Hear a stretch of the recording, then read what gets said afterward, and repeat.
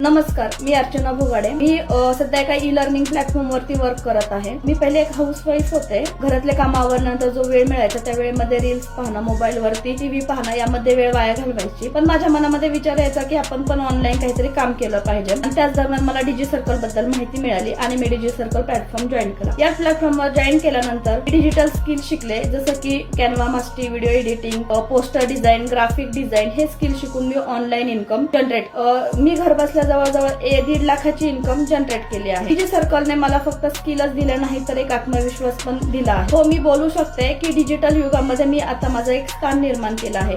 आपण प्रत्येकाने आपल्या आयुष्यात काही ना काही केलं पाहिजे, हा आत्मविश्वास मला डिजी सर्कलमुळे मिळाला आहे.